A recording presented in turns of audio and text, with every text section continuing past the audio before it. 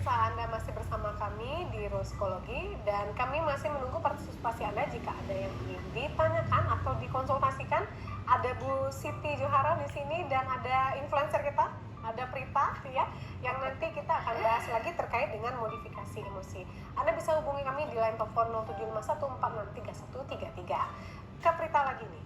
Nah, jadi bagaimana Prita menerapkan apa yang dikonsulingkan dengan Bu Siti itu bisa diterapkan langsung atau tidak? Karena banyak yang bilang memang gak gampang ya merubah kebiasaan. Bener. Dari yang tadinya kayak gini ke dari A ke B itu gak gampang. Kalau Prita bagaimana step by step menerapkannya?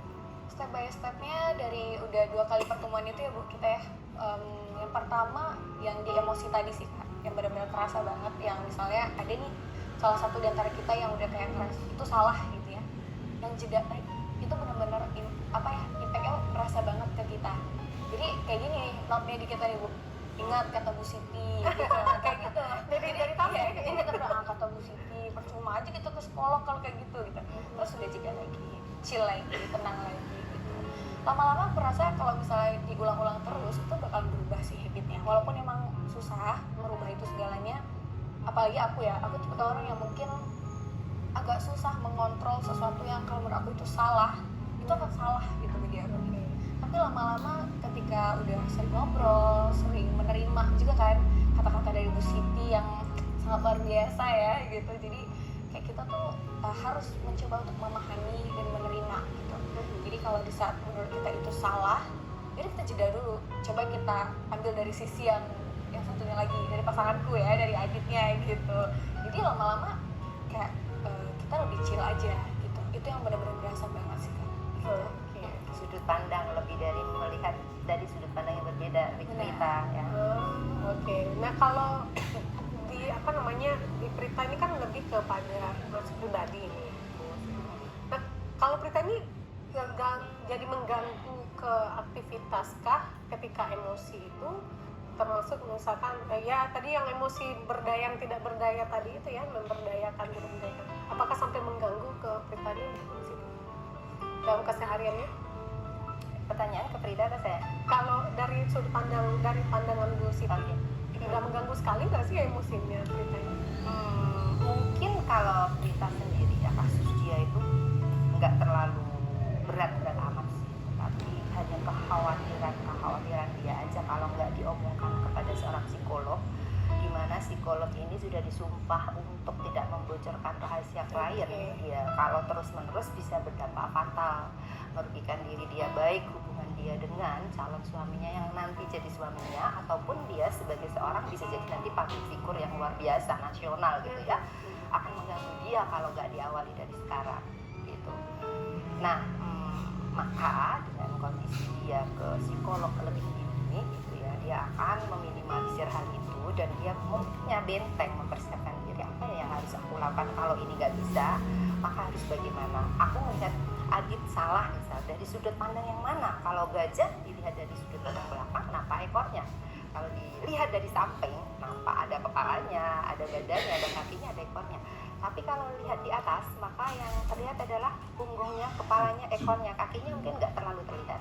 Nah, begitu juga dalam kehidupan berumah tangga, berbisnis, ataupun dia nanti dalam berkarir, kamu melihat dari sudut pandang, yang sudut pandang itu adalah memberdayakan dirimu, yang akan menggiringmu pada outcome atau tujuan-tujuan tertinggi dalam kehidupanmu. Dia sudah memahami itu.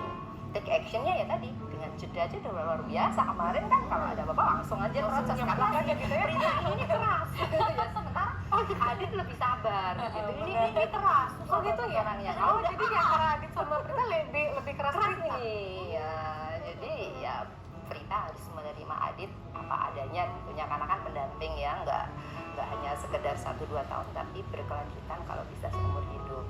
Nah dari situ dia sudah bisa mengambil konsepnya. Nah itu udah bener ya, maksudnya kalau masih bisa ada jalan lain, kalau misalkan masih yang tahap pendekatan nggak harus yang break dulu sampai putus segala macam, masih ada jalan lain. Masih ada. Mungkin masih kurang saling memahami satu sama lain aja seperti itu ya, Bu Siti ya. Dan luar biasa, berarti ternyata emosi yang tadinya seperti di setting itu memang beneran, cuma diberdayakan aja jadi konten gitu ya. Oke. Nah, ini sayang nih berarti karena Bu Siti ini sebenarnya lebih ke psikolog industri organisasi gitu ya Bu ya. Nah, kalau di dunia kerja, nah, mumpung Bu Siti nih yang datang, dunia kerja ini kan unik ya. Kalau rumah tangga itu memang ada 2 orang atau lebih berkomitmen di sana. Kalau dunia kerja, tujuan utamanya kan adalah produktivitas untuk menghasilkan sesuatu. Ada bos, ada bawahan atau ada atasan, pimpinan, ada karyawan, staff seperti itu. Nah, sebaiknya tuh kalau kita lihat dari sesuatu sebagai pimpinan dengan staff atau karyawan yang punya karakter yang bermacam-macam ini Bu Siti, sebenarnya tipe mungkin yang lebih enak, terutama kalau dipandang karakter orangnya seperti ini ya, tahu lah ya, mungkin salah satunya ada Prita gitu ya. Keras ya, kan langsung kadang langsung makan keras gitu ya. Lebih enaknya seperti apa? Karena dikasih lunak, nanti bawahannya malah melunjak gitu. Kalau dari Bu Siti, Kalau baiknya badannya terkurung di atas, terhimpit Oh, di bawah ya? Bener iya nggak sih? betul ya, itu prinsipnya. Tapi nanti kita kurun di luar. Nah itu bagaimana ceritanya? Nah itu dia. Tanya nenek moyang kita aja. Oke, kalau dari pandangan psikologi industri organisasi ya, seorang pimpinan makanya penting banget di awal harus ada asesmen saya. Asesmen itu maksudnya kita tahu IQ dia, itu penting banget loh. Ya walaupun perusahaannya nggak besar, misalkan hanya 10 orang karyawan atau 5, itu penting. Selain itu dinamika kepribadian dia seperti apa, itu penting banget. Kemudian yang ketiga adalah kompetensi yang dia miliki, apakah sesuai dengan kebutuhan yang ada di perusahaan apa enggak. Karena bisa jadi orang yang dicecer kompetensinya bagus tapi IQ-nya rendah, diomongin 3 kali nggak ngerti-ngerti, 4 kali juga nggak ngerti-ngerti gitu kan, lemot banget. Pimpinan nggak tahu bahwa sebenarnya dia itu pinter di emotional intelligence-nya tapi IQ-nya rendah, maka harusnya ditempatkan pada tempat yang sesuai. Orang yang IQ-nya rendah ditempatkan di tempat bagian analisa. Ya bosnya langsung kalang kabut lah, pusing lah. Bisa jadi kerjaan harus selesai dalam 2 hari, dikerjakan seminggu nggak selesai.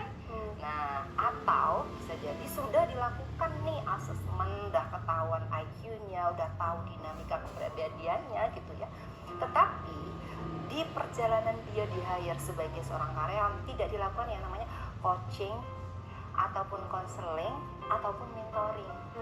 Nggak ada pengecekan, nggak ada berikan contoh-contoh, karena mentoring itu kan terkait tentang keahlian seorang leader untuk memberikan contoh kepada bawahannya.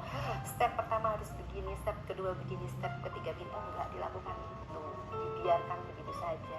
Ya maka apa yang akan terjadi? Ya pasti perusahaannya nggak akan grow, perusahaannya akan stagnan, karena sudah nggak ngerti beragam dari orangnya, yang karakternya kayak apa, IQ-nya kayak apa, dinamika kepribadiannya kayak apa, dan nggak ngerti juga kompetensi yang harusnya dia miliki, bukan hanya pada misal level 2, harusnya level 5 dengan indikator lalala. Nah itu biasanya problemnya terjadi. Nah kalau yang tadi yang monitoring itu harus baiknya dilakukan perusahaan secara berkala seperti itu Bu Siti? Masing-masing perusahaan beda-beda, bisa jadi dalam 1 bulan sekali dicek. Misal nih, pasti dong kaitannya dengan job desk. Job desk dia itu apa? Beberapa perusahaan nggak jelas job desk-nya, tugasnya dia tuh apa? Ada yang serabutan, serabutan itu kayak apa gitu kan ya. Nah, perusahaan yang sehat adalah perusahaan yang clear. Dia tuh apa tugasnya? Kalau bagian administrasi mengerjakan 10 hal, dari apa sampai apa. Harus selesai dalam waktu berapa lama. Di bagian pemasaran 1 sampai 10 ngapain aja. Dia harus lapor berapa lama. Itu harus clear.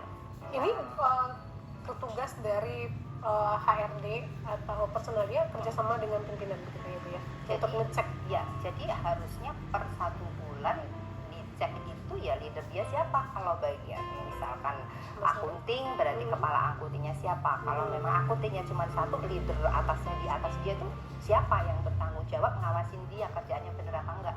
Diberikan contoh, diberikan saran-saran, dicek lagi kamu kurangnya ini, bagusnya ini. Dialog, kalau misalkan belum ada konselornya di situ, yang bisa kamu lakukan apa? Didampingi, oh ada 3 hal yang belum kamu lakukan ya, 3 hal ini kamu lakukan selama 1 bulan, 1 bulan dicek lagi. Nah itu kadang males pimpinan untuk ngecek kayak gitu. Begitu juga pemasaran dan lain-lain. Biasanya kan ada pimpinannya ya. Kalau nggak ada atasan pemasaran atau kepala pemasaran ya leader dari situ siapa? kepalanya. Itu yang harus ngasih tahu dia harus bagaimana cara-caranya gitu. Kalau enggak ya hire psikolog aja untuk training dia gitu. Betul. Nah itu kan kalau misalkan pimpinannya udah benar nih Bu ya, tapi kan namanya pimpinan itu kan juga manusia.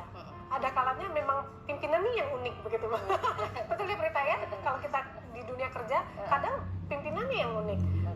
Stafnya atau karyawannya malah kewalahan dengan karakter pimpinannya, terkait mungkin emosi juga di kantor tuh kalau marah tuh ya marah sampai yang mencak-mencak aja gitu. Nah kalau kita yang di posisi karyawannya harusnya bagaimana?